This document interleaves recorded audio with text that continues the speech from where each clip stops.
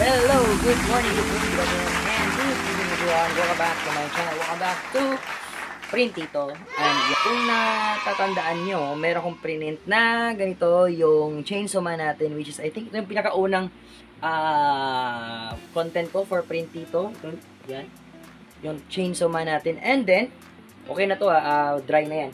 Meron din tayo itong Anya Forger natin. Yan, yung smug face ni Anya. Which is meron akong tinuro sa inyo na technique. Medyo mahirap pero yeah, fulfilling siya. Okay? So, nagawa natin yan. Pero yung back part pala nito, wala siyang kalaman-laman. So, parang napaka-dry naman. So, yeah, dadagdagan natin ng design. So, maglalagay tayo ng name ng or logo or yeah, ng name ng anime kung saan sila nanggaling. So, for Anya, ayan, syempre, nanggaling sila sa Spy Family. Spy Family, okay? Hindi Spy X Family. Okay? So, ito yon. Yan. Ito yung pattern natin, Spy Family.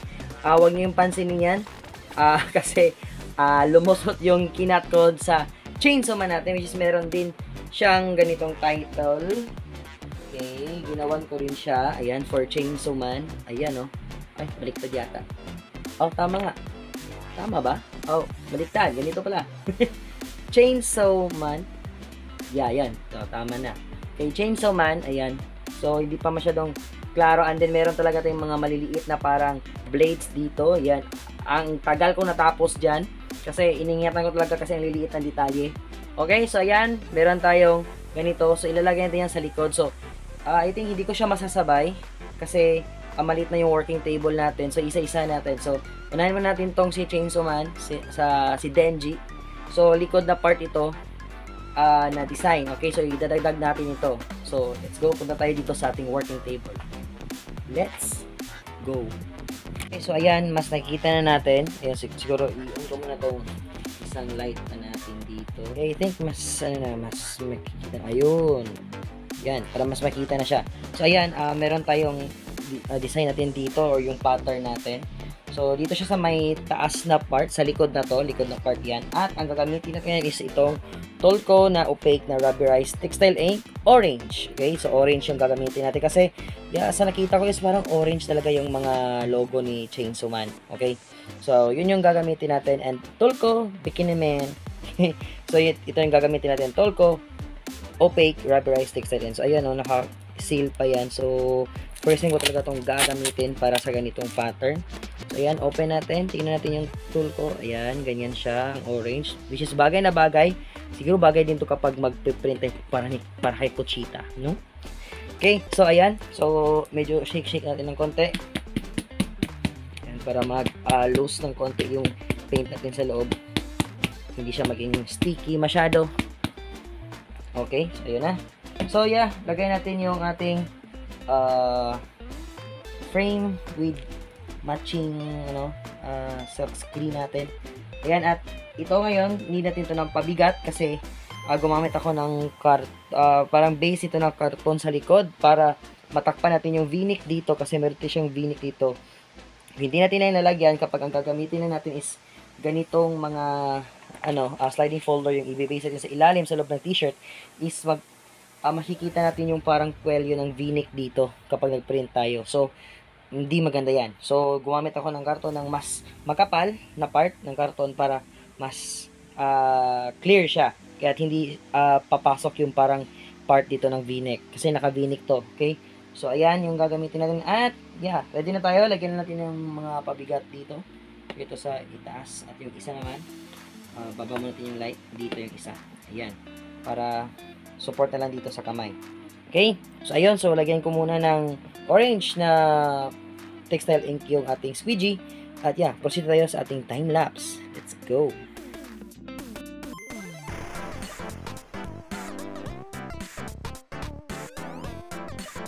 Okay, so ito na.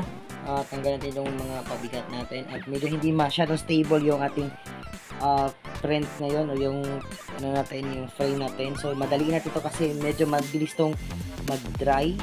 Ayun, so ayan, sana maganda yung pinalabasan. And yeah, okay naman siya, no problem. Medyo yeah, okay talaga. Okay. So, yan yung likod natin na part chainsaw man. Ayan. So, magiging maganda to kapag na-blower na natin kasi meron tayong parang umbok na part ito or yung style na parang nakaumbok yung ating print natin. So, lalapitan natin yan mamaya kapag napadry na natin. So, kunin natin yung blower natin para ma-dry na to. Okay? Okay, so, kunin natin tong box natin. So, point natin yan doon sa ano natin, sa pattern. So I hope walang walang masisiyan yan. So again, mga 3 minutes na malakas na or mainit na hangin, and then another 5 minutes, and then pasadahan natin ng konti para mas sure. Okay, so ito na. So balikan natin yan mamaya. Okay? Okay, so ayun, siguro ano na to, dry na to. So kunin natin tong box. And ayun, naka-reveal na, and I think yeah, it's and yeah, dry na siya. Okay, so pasadahan natin ng konti yung mainit.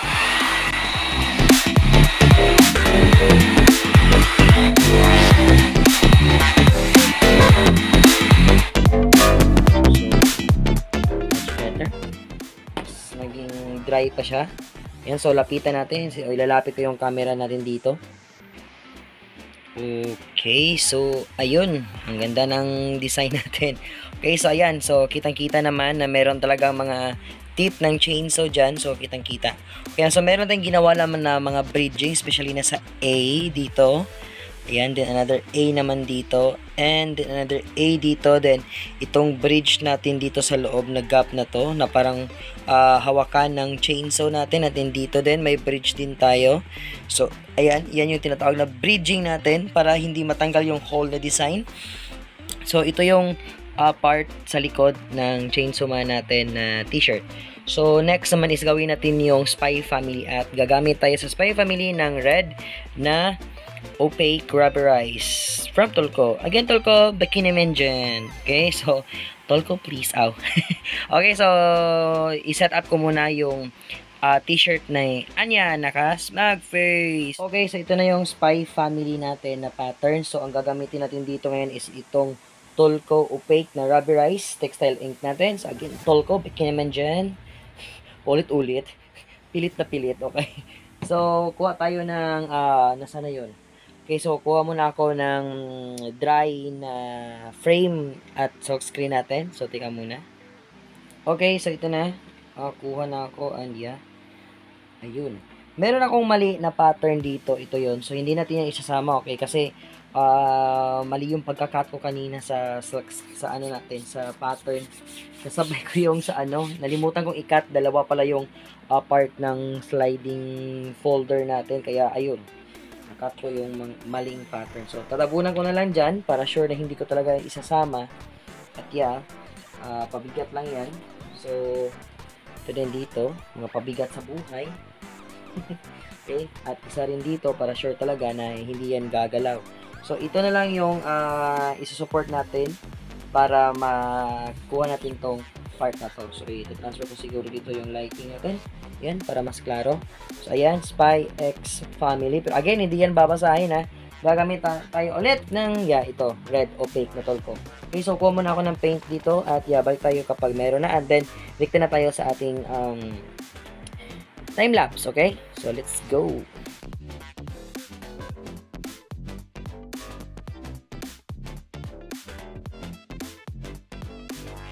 Okay, so ayun lang, ang bilis. Okay, so kunin natin itong mga pabigat dito, and then mag-reveal na tayo nating print. Okay, so let's go. So yun na, hindi natin nasama yung pattern na yun sa taas. So ayan, reveal na natin. Kamusta? And okay, nice one. Okay, so again, ipa-dry muna natin yan. So gamit yung blower natin, and yeah, yung box natin. So kunin ko muna. Okay, so ito na, and then itong box. So same, ilalapit natin yan.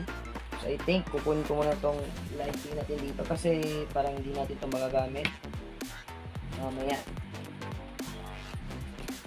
So careful sa paglagay ng box na wala kang matatamaan na pattern. Ayun. Yan, so lagay na natin to. Oh. Lagay na natin yan dito. And then, i-on na natin. Hulog pa yung isang gamit ko. So, ayan. And then, let's get it on. I-on na natin yan para mag dry na yung design natin. Okay? So, ayan. Again, so mga 3 minutes na malakas, then mga another 5 minutes na mahina, then pasadahan natin ulit. Okay, so ito off ko na. So kunin natin, tapos pasadahan natin sa loob. Kunin natin itong box. Yun. So ayan, na-reveal na sa inyo yung word na Spy Family dito. At yeah, ganda ng pagkagawa. Wow, kasi nga akong gumawa. Okay, so pasadahan natin ng konti para yung hanap para mag-dry talaga.